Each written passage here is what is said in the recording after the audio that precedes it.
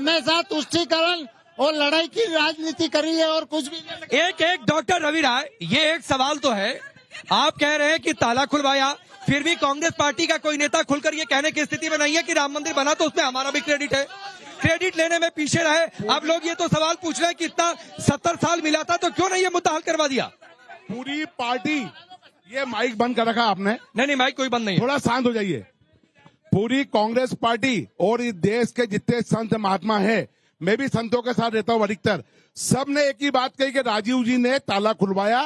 और सुनिए आप, ये जो माननीय सुप्रीम कोर्ट में, विभिन्न कोर्टों में ये जब प्रकरण चला, सुप्रीम कोर्ट के आधार पे ये निर्णय हुआ, पूरे भारत के सनातनियों ने ताला खुलवा के टेंट में बिठवा दिया, ये काम किया। अरे ताला खुलवा तो मंदिर बनाते ना, तो क्या था ताला खुलवा के। अब लीजिए, ये कह रहे हैं कि ताला खुलवाया, टेंट में बिठा दिया, महल का इंतजाम ही नहीं किया। बोलिए। पहले मैं मेरे भाई सनवर भाई की बात का जवाब देना चाहता हूँ।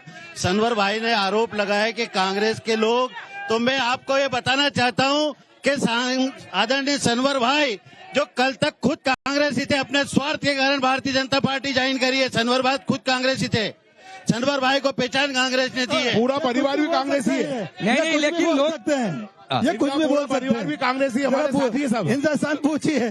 ठीक। कांग्रेस के लिए ये कह रहे हैं जैसे कांग्रेस ज्वाइन किया, हेलो, तो कांग्रेस में ऐसा कुछ बचा ही नहीं है, तो क्या करेंगे लोग वहाँ पर। अब ये कह रहे हैं कांग्रेस में कुछ बचा ही नहीं है मुकेश जी, लोग कह रहे हैं, और रुक जाइए ना, ये कह रहे हैं कि कांग्रेस में कुछ बचा ही नहीं है। सुनिए बात सुनिए मेरी बात, बुलवा लो इनसे।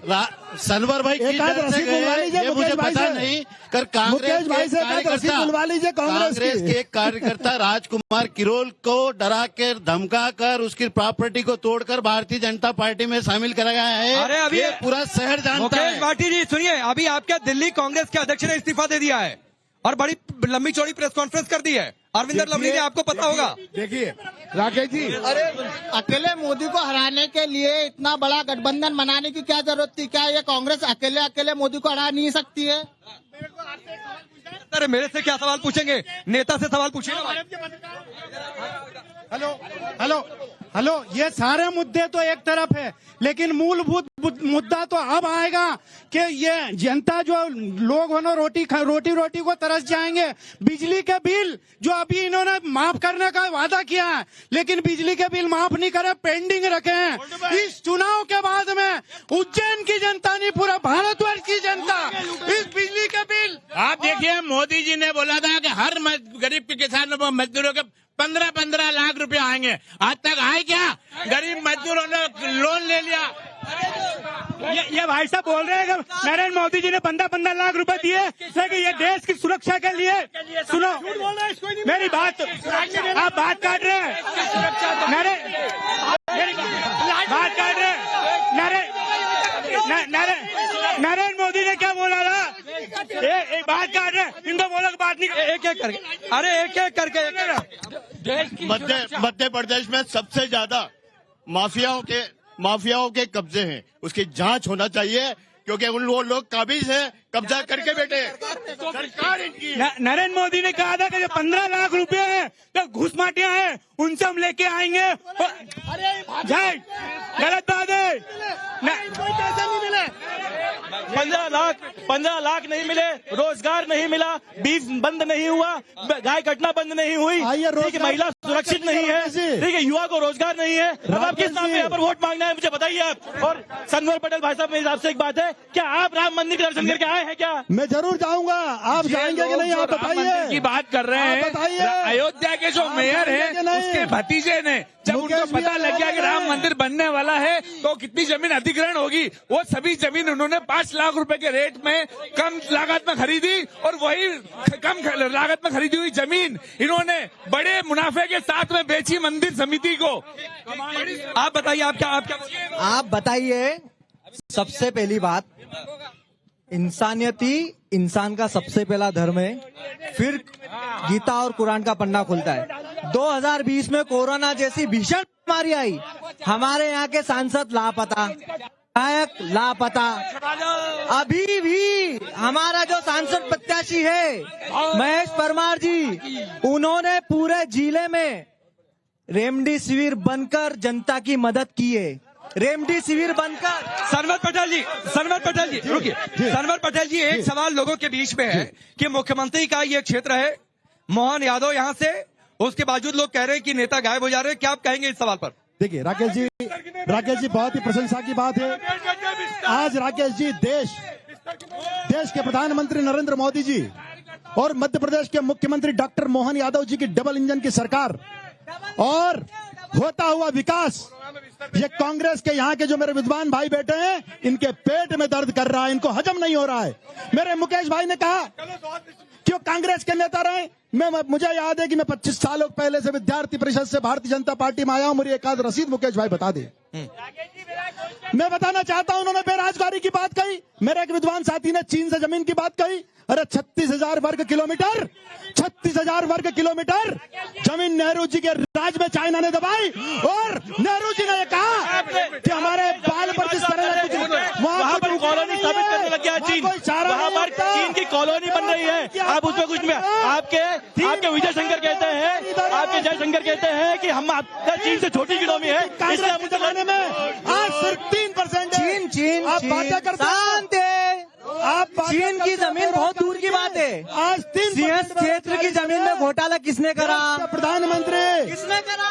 मोदी जी के शांत हो जाओ। बढ़ रहा है। मेरा सवाल इन कांग्रेस के नेताओं से है। अभी हाल ही में कर्नाटक में एक कांग्रेस के नेता की पुत्री का मर्डर हुआ, तो एक फियाज खान ने करा। कांग्रेसियों ने क्या करा? वहाँ कांग्रेसियों की सरकार थी।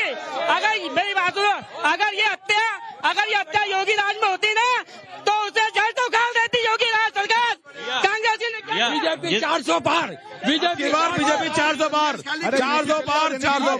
जिस प्रकार से इन्होंने हमारे सांसद प्रत्याशी अनिल फिरोजा पे आरोप लगाया कि कोरोना काल में वो कहा थे देश की एक एजेंसी है, नई दिल्ली की निजी एजेंसी गवर्नर आई, जिन्होंने मृत्यु दर और इन सब में कमी लाने के लिए उज्जैन के सांसद अनिल फिरोजा को नंबर 1 दिया कोरोना। मैं एक बार मंच पर चलता हूं, उसके बाद फिर से आप लोगों के बीच में आऊंगा। और मुकेश भाटी जी, सवाल सबसे पहला ये उठता है, चूंकि धर्म की नगरी में है, कांग्रेस नेताओं के दर्जन भर स्टेटमेंट हैं जो कि एंटी हिंदू स्टेटमेंट हैं, और बार बार बीजेपी इसको मुद्दा बनाती है। तो आप लोग अपने नेताओं को समझाते क्यों नहीं है कि ऐसे बयान ना दिया करें? हमारे नेता धर्म को, हम सनातन को मानने वाले लोग, मैं आपके माध्यम से पूछना चाहता हूं भारतीय जनता पार्टी के लोगों से कि जिस प्रकार कारगिल के शहीद की पत्नी को मणिपुर में नंगा घुमाया जाता है, इस देश को सम्मान दिलाने वाले हमारी बहनें जो गोल्ड मेडल जीत के लाती है, तब भारतीय जनता पार्टी के प्रधानमंत्री, हमारे प्रधानमंत्री उनके साथ फोटो सेशन कराते हैं, और जब वो दिल्ली में धरना देती है तो उनको घसीट कर उठाया जाता है। डॉक्टर रवि राय जो इन्होंने बातें कही हैं, आपके इस गठबंधन के साथी हैं जो सनातन को बीमारी बताते, डेंगू बताते, मलेरिया बताते, एड्स बताते हैं।